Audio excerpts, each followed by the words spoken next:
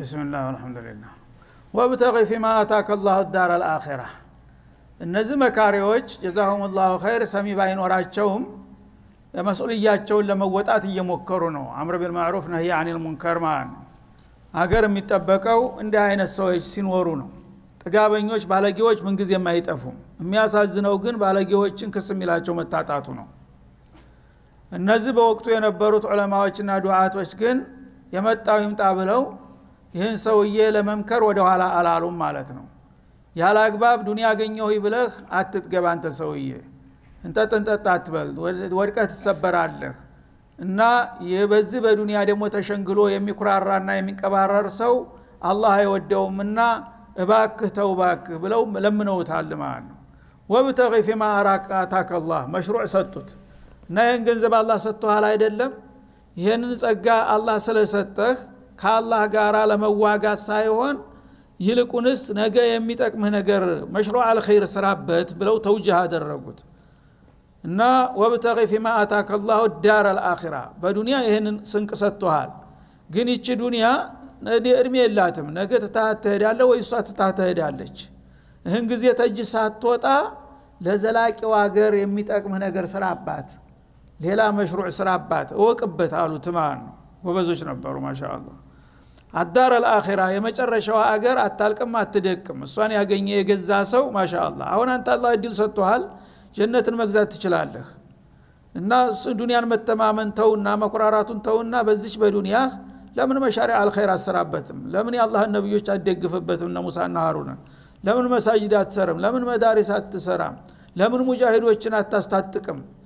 ብለው መከሩት ማለት ነው። ይሄ ነው የሚዘልቅ ነገ የሚደርስልህ። ወላ ተንሰ ነሲበከ ሚነ ዱንያ ከዱንያ ደግሞ ድርሻህን አትርሳ አሉት። ዱንያ በስምህ ሊቆለል ይችላል፣ ግን የተቆለለው ሁሉ ሀብት ያንተን ጠቃሚ አይደለም። ዝም ብለህ መሸከም ብቻ ነው ድርሻህ። ተዱንያ አንተ ምንድነው ላንተ ቀሪ የምትሆነው? ያቻ አንድ ድሃ የሚበላት አንድ ዳቦ ነው። አንተ ሀብታም ስለሆንክ ይሄን ሁሉ ትበላዋለህ? ይሄ ሁሉ እኮ ዝም ብለህ በስምህ ነው የሚቆለለው እንጂ ላንተ ገቢ የሚሆነው አንድ ድሃ የሚበላው ምግብ ነው አንተም የምትበላው። ከዛ ውጭ ያለው ትርፍ ነው፣ አላስፈላጊ ነው ብለው መከሩት ማለት ነው። አንድ ይሄ ነው። ወላ ተንሰ ነሲበከ ማለት ሀብታምም ሆነ ድሃ፣ እንዳውም ሀብታም የድሃ ያህል መብላትም አይችልም። ምክንያቱም ስኳሩ ምኑ ይመጣና ዶክተሩ ይሄንንም እንዳትበላ ይሄንንም እንዳትበላ አይንህ እያየ ማዘን ብቻ ነው። ድሃ ግን ያገኘችውን እርጥቡንም ደረቁንም ጥርግ አርጋ እንቅልፏን ስትጠጣ ታድራለች ማለት ነው። አንዱ ይሄ ነው። ሌላው ወላ ተንሰ ነሲበከ ሚነ ዱንያ ማለት ተዱንያ ድርሻህን አትርሳ። ተዱንያ አንተ ድርሻህ ያቺው በእለት የምታወጣትና የምትበላት ናት አንደኛው ማለት ነው። ሌላው ገንዘቤ እሷ ብቻ ነው፣ ሌላው ዝም ብሎ በስሜ የተቆለለና ነገ ሂሳብ የሚያመጣብኝ እዳ የሚያመጣብኝ ነገር ነው ብለህ በዚህ መልክ ተረዳው አሉት ማለት ነው። እና በጣም ጎበዞች ሰዎች ነበሩ፣ በደንብ ነበር ያስረዱት ማለት ነው። ወላ ተንሰ ነሲበከ ሚነ ዱንያ ወአሕሲን ከማ አሕሰነ አላሁ ኢለይክ አንተ እንደምትለው ያው አላህ ወዶሃል መርጦሃል፣ ይህን ሁሉ ገንዘብ አሸክሞሃል፣ እሱንም ያህል ሀብታም ከበርቴ የለም እየተባለልህ ነው ዝናው። አላህ ውሎልሃል አይደለም? አላህ በይሰጥህ ኑሮ ይሄ ነገር አትሆን ነበር። አንተ ደግሞ ሀል ጀዛኡ ልኢሕሳን ኢላ ልኢሕሳን ጌታ ይህን ሁሉ እድል ሲሰጥህ አንተስ ደግሞ በአንጻሩ ጌታ የሚወደውን ኸይር ለምን አትሰራምና ኢሕሳን አታረግም? ጌታንም የሚያስደስት መሽሩዕ ወገኖችህንም የሚጠቅም ነገር ለምን አታበረክትበትም አሉት ማለት ነው። ቀስ በቀስ ያው ለኛ ስለምን አታደረጉተንም? ይሄን በሚሉት ጊዜ እሱ ዒናድ ውስጥ ገባተን ጭራሹ ማለት ነው። እነዚህ ማመቀኞች ናቸው፣ መካሪነን ብለው መጥተው እያንገበገባቸው ነው የኔ ሀብት አለ። ወላ ተንሰ ነሲበከ ሚነ ዱንያ ተዱንያ ድርሻህን አትርሳ። ድርሻህ የተወሰነች ናት፣ ሌላው ምንም ተስም በስተቀር አይጠቅምህም። ወአሕሲን ከማ አሕሰነ አላሁ ኢለይክ ይልቁንስ ወቅበትና አላህ ይህን ሁሉ ሀብት ሰጥቶ ለአንተ መልካም እንደዋለልህ አንተም ደግሞ ጌታ የሚወደውን ኸይር ሰርተህ እሱን አስደስት።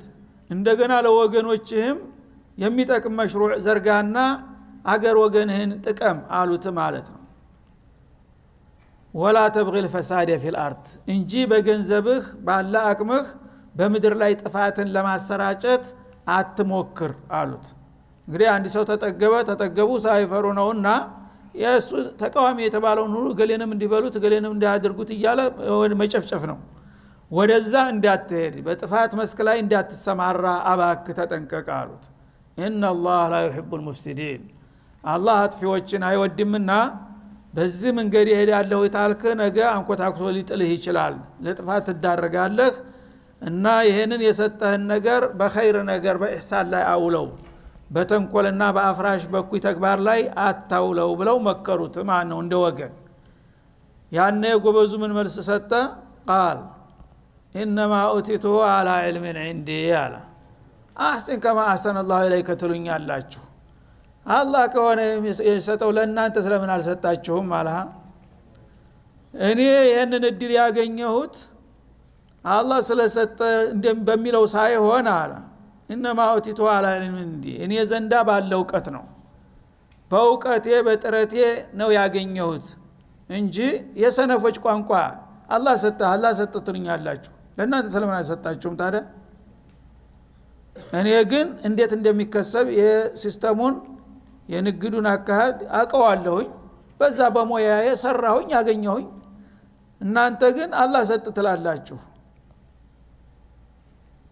እኔ በእውቀቴ ነው ያገኘሁት ብሎ ቁጭ ተነጭራሹ አላህ ሰጠ መባሉ እንኳን አስቀየመው። ማለት ነው የአላህ ስም መነሳት የለበትም ምን አገባው ማለቱ ነው። አላሁ ሙስተዓን።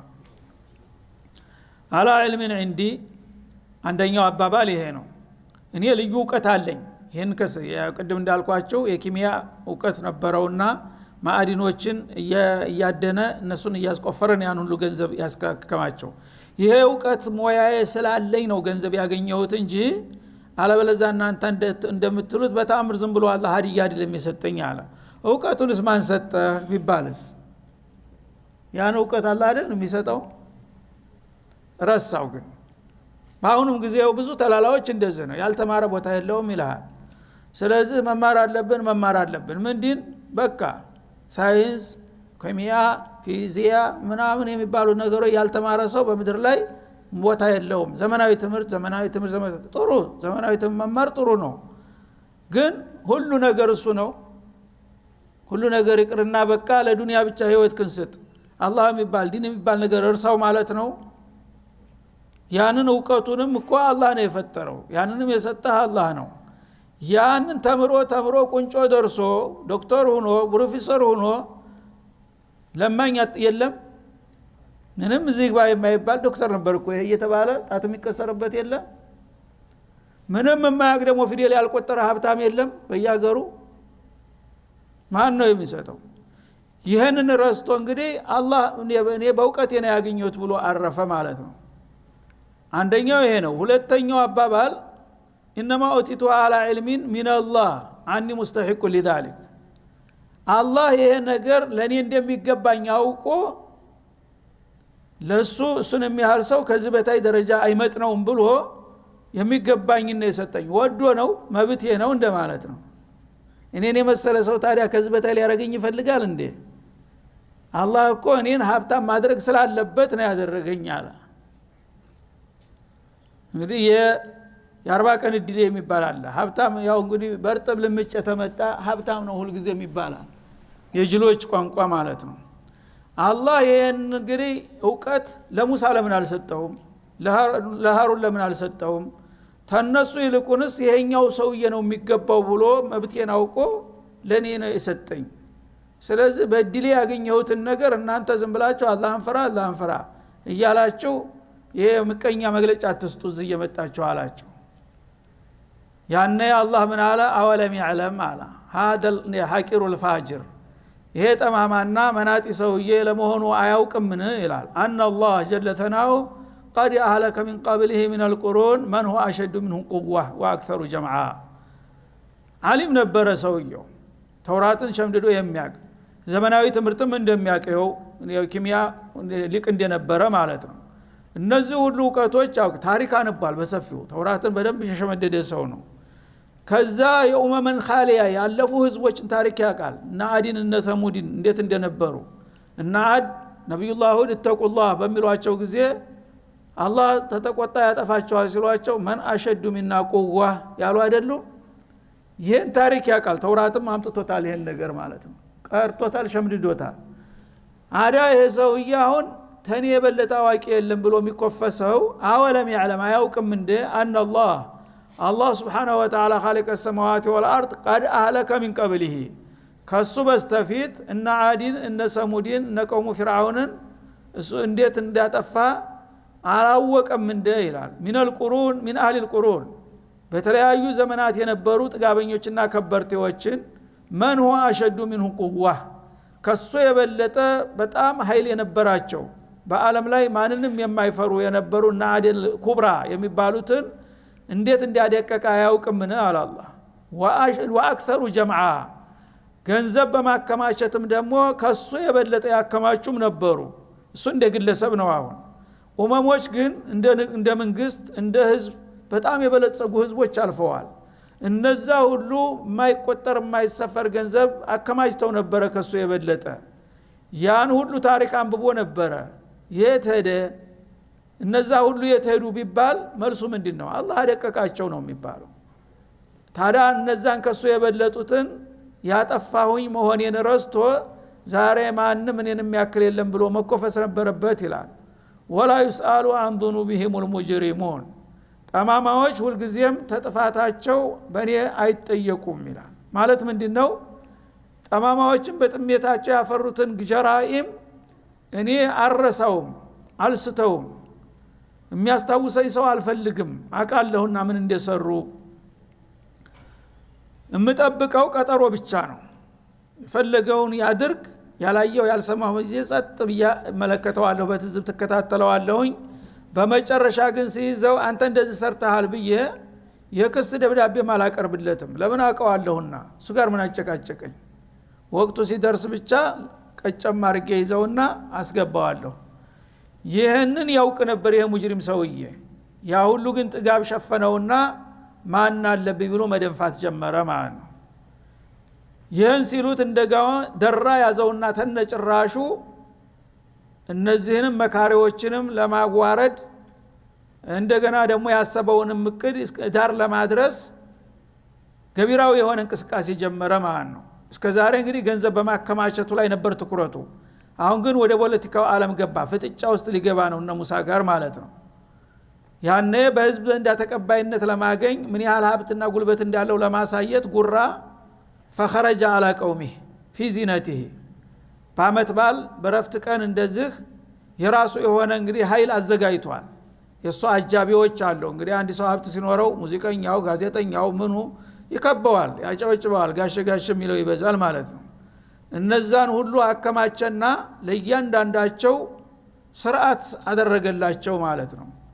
የሚያስፈልጋቸውን ሁሉ ሀብት ሰጣቸው። እሱን ያው ግን ሽንጣቸውን ገትረው እንዲደግፉና እንዲያስተባብሩ አልባሳት ሰጣቸው። የማዕረግ ልብስ ተሰራላቸው ማለት ነው። እና ወርቅ አለበሳቸው፣ ሐር አለበሳቸው። በሺህ የሚቆጠሩ አሽከሮቹን ፈረሶቹ ራሱ የፈረሱ ግላሱ ኮርቻው በወርቅ የተንቆጠቆጠ ያን ሁሉ አሰራና ያን ሁሉ ፈረሰኛ አሰልፎ ወርቅና ፀሐይ የመሰለ ሐር ለብሶ ልክ ጀይሽ መስሎ ታጅቦ በከተማው መካከል መሄድ ጀመረ ማለት ነው። ማን ነው እሱ ሲባል ቃሩን ኩርነው የማያውቀው ሁሉ ዝም ብሎ በየጓዳ ጎድጓዳ ያለው ሁሉ ሊያሳይ ነው ጉልበቱን ማለት ነው። ለካ እንደ አይነት ሰው ይሄንም ያህል ሰው እያለ ነው እንደ ሙሳ የሚመሩት ሀገር መባል ተጀመረ ማለት ነው። ያ ለመገልበጥ ነው እሱ እንግዲህ ብቃቱን ጦንቻውን እያሳየ ማለት ነው። ፊዚነቲ ማለት ያለ የሌለ ጌጣጌጡን እንደ አንቆጥቁጦ ፈረሰኞችን አሰልፎ አወዳሾችን፣ ሙዚቀኞችን፣ አዝማሪዎችን እያስደነሰ በዛ ታጅቦ እያንዣበበ ከተማውን መዞር ጀመረ ማለት ነው። እኔ ነው ወቁኝ ምረጡኝ ነው። ያኔ ቃል الذين يريدون الحياه الدنيا ያው ብዙ ጊዜ እንግዲህ እንወርባዎች አይጠፉምና የዛ አይነት ሰው ሲመጣ ከሱ ጋራ ለመቀራረብ የሚያቋምጠው በዛ የበለጠ ማለት ነው። እንደው አኸራ እየተባለ ጀነት እየተባለ እነዚህና ሙሳ በደረቁ እንዳው ዝም ብለን ተቆራምደን ይሄው ከነሱ ከሰውየው ጋር እኮ የሆኑት ተቀየረ ኑሯቸው ተባለ ማለት ነው። እንደ እገሌ እኮ በወርቅ ፈረስ ላይ ተቀመጠ ለምን የቃሩን ደጋፊ ስለሆነ ለምን እነሱ ወደሱ አልገባም እያለ ሁሉም ማፋሸክ ጀመረ ወደዛ ሊሄድ ማለት ነው فخرج على قومه في زينته በህዝቦቹ ላይ ያለ የሌለ ጌጣጌጡንና አልባሳቱን ለብሶ የተንቀለቀለ ወጣ قال الذين يريدون الحياه الدنيا ያነ የቅርቢቷን ህይወት የሚፈልጉትን ወርባዎቹ ኢማናቸው ቀለል ያላቸው ወደሱ ለመቀላቀል አማራቸው ማለት ነው መጀመሪያ ሰውን እንግዲህ ደግፍ ስትፈልግ እሱን ማሞካሸት ትጀምራለህ ያ ለይተለና مثل ما اوتي قارون አልዋ ምስኪኖች የቃሩን የተሰጠውን እድል ለኛም ቢሰጥ ምንኛ እድለኛ ነው ነበር እኛ እስከዛሬ ያለ መንገዱ ነው ይሄርነው እሱ ጋር የተቀላቀሉትና የተግባቡት የሆኑሯቸው ተቀየረ ተሻሻለ እኛም የነሱ አባል የነሱ አሽከር በሆን ብለው መመኘት ጀመሩ ማለት ነው እንግዲህ የሙሳ ሱሐባ ከመሆን እሱ እዛ ሙናፊቅ ጋር ሄዶ መታደምን መረጡ ማለት ነው ይሄ ነው ዱንያ እንግዲህ انه لضحظ عظيم አልዋ ሱብሃንአላህ ይሄ ሰውዬ የታላቅ እድል ባለቤት ነው ማን ነው እሱን በእድል የሚወዳደረው ማለት እንግዲህ በማፊ ሙሳ ወሃሩን እንደሱ እድል የላቸው ማለት ነው ገንዘብ ስለሌላቸው ለضحظ عظيم አሉ በቃለ መሐላ ደግፈው انه لضحظ عظيم የታላቅ እድል ባለቤት ይሏል ይሄ ነው ጎበዝ ይሏል ይሄ ነው እንጂ አገር መምራት ያለበት ተባለ ማለት ነው ያኔ ግን አህለል ኸይርም ማይጠፋም አልহামዱሊላህ ጥቂቶችም ቢሆኑ ይሄን እንግዲህ ደካማ አስተሳሰብ ያላቸው እሱን ማርነቅና ማመቋሸሽ ሲጀምሩ ሙእሚኖቹ ደግሞ እተቁላህ የሚሉ መጡ ማለት ነው وقال الذين اوتوا العلم እነዛ ዕውቀት የተሰጡት ደግሞ ይህች ነገር ፈተና እንደሆነች አውቀዋል ህዝቦች ያው ሊፈተኑ ነው ማለት ነው እሱ ብቻ ሳይሆን እሱስ ባይሆን አግኝቷት ለአንድ ሰሞን ተብለጭልጮ ነው ያላገኙት ምናልባት እናገኛለን በማለት እሱን ማመቋሸትና ማወደስ ሲጀምሩ ህዝብ ውስጥ ገባ ፊትናው ማለት ነው ያኔ ደግሞ ዱዓተል ኸይር ዝም ማለት ስለሌለባቸው ኡመታቸውን ለማዳን ተንቢህ ሊያረጉ ነው قال الذين اوتوا العلم ዕውቀት የተሰጡ ሰዎች ወይለኩም አዩሃ الناس እናንተ ይሄን የአላህን ጥላት ይሄን ሙናፊቅ የምታወድሱና የምታሟካሹ ለضحظ عظيم የታላቅ ድል ባለቤት ናችሁ እያላችሁ የምታደንቁ የሆናችሁ ሰዎች ወየውላችሁ ወይ ጥፋታችሁ ተጠንቀቁ አሏቸው ማለት እንደዚህ የሚል ሰው መኖር አለበት በዛ ዘመን እንኳን ሲኖር ዛሬ ግን ኡመተል እስላም ኸይሩ ኡመቲን ኡኽሪጀት للناس የተባለችው እንዲህ አይነት የሚጋፈጡ ሰዎች ታያላችሁ እየጠፋ ነው በቃ ሁሉም በአንድ መኪና አወድስ አንድ ሰው እንኳን ተቆላህ የሚል እየጠፋ ነው ወይለኩም ተዋቡላህ ወይለኩም ወይ ጥፋታችሁ እናንተ ሰዎች እየተሳሳታችሁ ነው ይሄ ሰውዬ ሰይጣናዊ አካሄድ እየሄደ ነው ያለው እሱን አላህን ፍራ እያልንኛ ለመምከረን ሞክራለን እናንተ ደግሞ ለضحظ عظيم እያላችሁ ታወድሱታላችሁ የበለጠ በጥጋብ ተወጥሮ ዛብ እየለቀቀ ነው ተውባካችሁ ይሄን ሰውዬ አታጥፉት እናንተ ማብራችሁ አትጥፉ ብለው አስጠነቀቁ ማለት ነው ተዋቡላህ ኸይሩ ሊመን አመን ለضحظ عظيم መባል የሚገባው እሱ ሳይሆን ኢማኑን ይዞ የተያዘዘውን ሰርቶ በዛ በመልካም ስራው ምንዳ የሚያገኝ ሰው ነው ታላቅ ሰው ማለት አሉ በዲኑ ላይ ችግሩን ችሎ ድረቶውን አንቆም ቢሆን አላህ ያዘዘውን ኢማኑን ጠብቆ የያዘ ሰው ያ ነው የዘላለም እድል የሚያገኘው ጀነትን የሚያገኘውና ተዋቡላህ ኸይር ስራ በመስራት የሚገኘው የአላህ ምንዳ ኸይሩ ሊመን አመን ለአመኑ ሰዎች ተዚህ ሰው የሀብት የሚመረጠውና የሚበልጠው ይልቁንስ ያ ነው ወአሚለ ሷሊሃ መልካም የሰራው ሰውዬ ተዚህ እናንተ ተምታደንቁት ከበርቲ በብዙ ጥፍ የሚበልጠው አንድ ምስኪን ደሃ ነው ሙእሚናን ሷሊህ ከሆነ አሉ ወላ ይለቃሃ ኢላ الصابرون ይህችን እድል ግን የሚገጠማት የሚያገኛት የሚታደላት የለም ታጋሽ የሆኑ ሰዎች እንጂ እናንተ ግን ትግስታችሁን አጣችሁ ተዱንያውም ሳታገኙ አኸራችሁንም አጣችሁ የአላህ ጥላት ጋር ያጨበጨባችሁ ኪሳራ ውስጥ እየገባችሁ ነው እና ያለይ ተለናም ሊባል የሚገባው ይሄ ሰውዬ ሳይሆን እንደነ ሙሳ እንደነ ሃሩን አብረዋቸው እንዳሉት ሙእሚኖች አላህ በሐቅ ላይ አቁሟቸው ጌታ የሚወደው እንዴት ቀን የሚሰሩትን ነው ልታደንቁ የሚገባችሁ የትልቅ እድል ባለቤት ማባል የሚገባቸው እነሱ ናቸው ግን አታቁም እንጂ ያቺ ትልቅ እድል የምትባለው ከዚህ ሰውዬ ጋር አይደለችም ያችን ለማግኘት ግን ሷቢር ይጠይቃል እናንተ አሁን ሶብር አጣችሁ ነው የአላህን ወዳጆች ያንቋሸሻችሁ የአላህን ጥላት ማወደስ የጀመራችሁት በማለት መከሯቸው። ግን ማን ይሰማል? ያኔ ሰውየው እንግዲህ በጣም እየባሰበት ሄደና ለአንዴና ለመጨረሻ እድል ልፈትን ብሎ ሙዋጃሃ ሳፊራ ግልጥ ሆነ ፍጥጫ ውስጥ ገባ ሙሳ ጋር ማለት ነው። ሙሳን ማጥፋት አለብኝ፣ ምክንያቱም አማራጭ ታለ ሰው ያው አይሳካለትም። ሙሳና ሃሩን ከጠፉ በሳሃው ላይ ብቸኛ እኔ ነኝ የምሆነው፣ የግድ እቆጣጠረዋለሁ። እነዛው ካሉ ግን ይሄው የነሱ ካድሬዎች እየመጡ እያደፈረሱብኝ ነው። ተቁላህ እያሉ በየጊዜው ህዝቡን ወደ ኋላ እየጎተቱ ስለሆነ ምንጩን ማድረቅ አለብኝ አለ። እሺ እንዴት ተብሎ ተኽጢጥ አደረገ። አማካሪዎቹ ጋር ተመካከረና ይሄን ሙሳ ምን እናድርገው አሉ። ሙሳን በአንድ ነገር ወንጅለን ያው መክሰስ እና ማዋረድ ያለብን በህዝብ ፊት ተባለ። ይሄ ነው የፖለቲካ ስራ። ቅዱሱን እርኩስ፣ እርኩሱን ቅዱስ ታደርገዋለህ ማለት ነው። ለዛ ለስውር ዓላማ ስትል ሙሳ ከሊሙላህ በወንጀል ሊከሰሱ ነው። ምክንያቱም አሁን ህዝቡ እየተገመሰ ነው እና ያለይተለና የሚል እየበዛ ነው። የቃሩን ደጋፊ እየበዛ ስለሆነ እዚህ ላይ እንግዲህ ህዝባዊ ድጋፍ ማንወሩን ሲያውቅ በቀጥታ ሙሳን ተመድረክ ላይ ወርድ ፈለገ ማለት ነው። ምን ተኽጢጥ አደረገ? መጀመሪያ ዘካ ጠየቁት። ገንዘቡ ስፍር ቁጥር የለውም። ግን ዘካ በሚጠይቁት ጊዜ እኔ ያንተ ገባር አይደለሁም አለ። እኔ ስንት ለክሜ ደክሜ ያፈራሁትን ገንዘብ አንተ ዘካ እያልክ ዘርፈህ ትፈልጋለህ እንዴ አለና ሌሎቹንም ሀብታሞች እንዲያምፁ አደረጋቸው። ለምን ከስቦ አይበላም? ዘካ እያለ እኛን ገንዘብ ትልል ነው ሲል ያው ንፉጉ ሁሉ ተሰብስበው እውነትም አበዛው ይሄ ሰውዬ ማለት ተጀመረ ማለት ነው። ያ አልበቃ ብሎ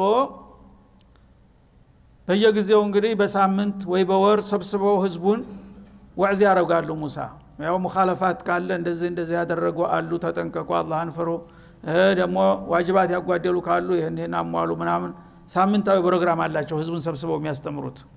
ያቺ ነገር እንግዲህ ያቺ መድረክ አለባት። ያ ከሆነ ደጋፊ ያጣምና ማለት ነው። ለዛ ምን ተኽጢጥ አደረገ?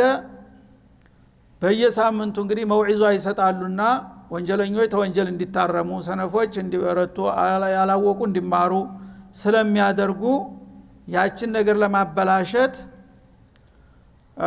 ሙሳ ሰሞኑንስ እንደው አልመከርከንም አለ ሐሳቢ ሆኖ። ለምን ህዝቡን ሰብስበ አንዳንድ ነገር መግለጫ አትሰጥም? ለምን አትመክረንም አለ። በዛች አጋጣሚ ህዝብ አመጽ ሊያነሳባቸው ስለፈለገ ማለት ነው።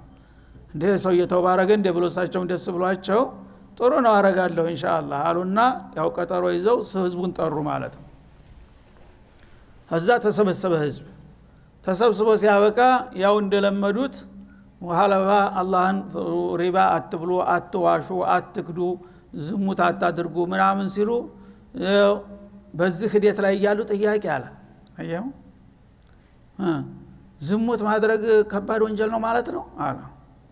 አዎ ከባድ ወንጀል ነው እና በተውራት ህግ መሰረት ዝሙት ያደረገ ሰው ተደብድቦ በአደባባይ ይገደላል አይደል እንደሚለው ታውቀ የለም እንደ አንተ ተውራትን አሉት። አሃ ልክ ነው ያረስጭ አለና እሺ ይሄ ነገር ማንም ሰው ቢሆን በቃ ይሄ ነገር ከተረጋገጠበት በዚህ መልክ ይቀጣል አሁን አለ። አሁን ይቀጣል አንተም ብትሆን አላቸው። ሹፍ አንተም ብትሆን እኔም በሆን የአላህ ህግ እኮ መሬት ተመሪ አይባልም። የአላህን ህግ የጣሰሰው ጀሪማ ከሰራ ይቀጣል አሉ። እሱ ደብሯል። አንዲት ሸርሙጣ ጋር ተማክሮ ይሄን ያህል ሺህ ሰጥሻለሁኝ እና ሙሳን በዚህ መልክ ልከሰው ነው እኔን እንደዚህ አድርጎ አማግጦኛል ብለሽ እንድትመሰክሪ በህዝብ ፊት። ሱብሃንአላህ ሰው የማያረገው እኮ ነገር የለም ብሏት፣ እሷ ደግሞ አማላት ያ ገንዘብ ምስኪን ናት። እሷ ያችን ገንዘብ እንግዲህ ልትዝቅ እሺ ብላ ተስማማች። ካድሬዎቹም ነግሯቸዋል። አማካሪዎቹን ሁሉ ተድቢር አድርጎ ጨርሷል ማለት ነው። ወዳው እንዲያዙ አደባባይ እንዲቀጠቀጡ ሊደረግ። ከዛ አንተም ብትሆን አሁን ይሄ ነገር ወንጀለኛ ይሄን ወንጀል የፈጸመ ሰው ቢከሰስና ቢረጋገጥ ተቀጣዋለህ። አሁን አንተም ብትሆን ታደርገዋለህ። አሁን እኔም ብሆን አሉ። እሳቸው እርግጠኛ ናቸው፣ ምንም ያውቁት ነገር የለም። ስለዚህ አንተን እኮ የከሰሱ ሰዎች አሉ፣ ስላንተ የሚያወሩ ሰዎች አሉና ይጣራ ይሄ ነገር አይልም። እኔ አንተ ያይ ጊዜ ይሻሉ የመጣው ይምጣ፣ ምንም የምፈራው ነገር የለም። በፊቴ ላይ መጥቶ ሙሳ እንዲህ ሲያረጋ ይቻለህ የሚል ሰው ከመጣ እቀበላለሁ አሉ። አመጣታ ያችን ያዘጋጃትን ሸርሙጣ እና ያው ገሊት ያው እንግዲህ የነገርሽኝ ነገር ንገሪዋ አለ። የነገረችው ሳይሆን እሱ የነገራት ነው። እሷ መጀመሪያ ገንዘቧ እንግዲህ አቋምጧት ነው የመጣችው። ነብዩላህ ሙሳን ፊት ስታይ ግን ሳትለበሰ በአንድ ጊዜ ደነገጠች። አንድ አደጋ እንደሚመጣ አወቀች። መጣችና ልክ ህዝብ ፊት ቆማ እሺ ንገሪዋ ሲላት ወላሂ እንደዚህ ያው እኔ የአላህ ረሱል ሙሳ ከሊሙላህ አለይሂ ሰላቱ ወሰላም ምንም ነገር ያደረጉኝ ነገር የለም እንዲህ ነገር አላውቅም ግን እኔ ምስኪን ነኝ ደሃ ነኝ ማራሪ ሰውነቴን ሲጨነው ምኖረው ከዚህ ከኑሮ የተገላገልኩ መስሎኝ ይሄን ያህል ሺህ ሰጥሻለሁ ሲለኝ ተታለለ ነው ብላቁጭ ማሻ የዛ ጊዜ ሙሳ ዱብ ባሉና ግንባራቸው ሱጁድ ያደረጉ ሽክራን ሊላህ እና ያ ረብ ኢን ኩንተ ረሱለክ احكم بيني وبين هذا الرجل ሁነት መልእክተኛ ከሆንክ እንዴት ትለኝ ከሆነ ዛሬ ፍረደኝ እዚህው መድረክ ላይ አሉ። ተደፍተው ተዝጫልነሳም ፍርድ ሳሰጠኝ ያለቀሱ አካባቢው ቃውጥ ሆነ። ህዝቡ ለቅሶ ያ ጊዜ ምን አለ እዛው ይያሉ ጅብሪል መጣ። እነ ረበክ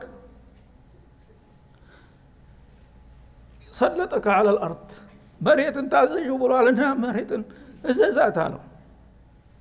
መሬትን እዘዛት ቀጣሉ። በቃ ያ አርض ረቢ خذي هذا المجرم ሲል መሬቱ ቆመበት ስርጉድ አለና እዘጭ ቀልጥሙ ድረስ ዋጣ አደረገው በአንድ ጊዜ። ያ ሙሳ የወንድሜ ያጎቴ ልጅ ምናምን እያለ ጮኸ በህዝብ ፊት። እንደገና خذي يا ارض ربي ያዡ በደንብ እንጂ ሲሉ ጉልበቱ ድረስ ዝልግድ خذي ሲሏት ቂጡ ድረስ خذي ሲሏት ምንብርቱ ድረስ እየተቀለበለበ እየጮኸ መጨረሻ ጥልም ሱብሃንአላህ። ሙሳ መቼም ለትግል ነው አላህ የፈጠራቸው። አንዱን ሲገላገሉ ደግሞ ሌላው ይመጣል። አላሁ ሙስተዓን فخسفنا به وبداره الارض። ይሄን ሐቂቃ እንግዲህ አላህ ቁልጭ አርጎ አስቀምጠው እስከቂያማ ቀን እና ያህን ሙጅሪም እሱንና ያን የኮራበትን ግቢውን ያን ሁሉ በላይን ትሪሊዮን የተሸከመውን ቤት ንብረቱን እንዳለ ዋጩ መሬት ብቻ አስዋጥኩት ይላል አላህ Subhanahu Wa Ta'ala። ወዳ ሙናፊቆቹ ምን አሉ? ያጎት ልጅ ስለሆኑ ሌላ ዘመድም ደግሞ ቅርብ አልነበረውም። ይሄው ተመቅኝቶት ገንዘቡን ሊወርስ ረግሞ አጠፋው አሉ። አልፈልግም የሱን ገንዘብ እስከ ዘርማንሰሩ ሳንቅሱ ጥረጋሉት። ግቢው እንዳለ ቤተ መንግስት ይመስላል። ያን ሁሉ ንብረት ያን ሁሉ መጋዘን የተሸከመው ተሰርጉዶ ወደ መሬት ጠለቀ እስከምናምኑ ማለት ነው። فخسفنا به وبداره الارض። እሱንም ግቢውንም እንግዲህ እሱ ግቢ ውስጥ አለባሊ ግቢ አይደለም ዓለምን ሊያስተዳድር የሚችል ንብረት አንድ ሰው ሳይጠቀምበት ሸቀይ ይዞት ጠፋ ማለት ነው። መሬት ዋጣው ሁሉንም ነገር። فما كان له من فئات ينصرونه እስከዛሬ ሲያጨበጭቡ ሲያረበርቡ ሲደግፉ ሲያወድሱት የነበረው ሁሉ ያ ሁሉ ኖርባይ አልደረሰለትም። እጁን ይዞ ሊያወጣው አልቻለም። አብሮ ገባ ሁሉ። وما كان من المنتصرين እና انما اوتيتوا على علم እያለ በእውቀቴ በብቃቴ ያለ ሲደነፋ የነበረው በእውቀቱም በጉልበቱም በሀብቱም ከዛ ቀን ቃውጢ ሊወጣ አልቻለም። ማንም አላዳነው። ይሄ ሆነ ፍጻሜው ኢላላ አላህ Subhanahu Wa Ta'ala። ስለዚህ እንግዲህ ሙጅሪሞች በየዘመኑ እንደዚህ ነው የሚነሱት። በህዝብ ጫንቃ በህዝብ ደም በህዝብ ንብረት ይበለጽጉና ይጠግቡና ያብጡና ካሁን በኋላ ከኔ በላይ ማን አለ ይላሉ። በነብዮች ደረጃ እንግዲህ እንደዚህ ከሆነ ሌላ ሰው ላይ ጭፍጨፋና ግብ ይፈጽሙ ምን ያስገርማል?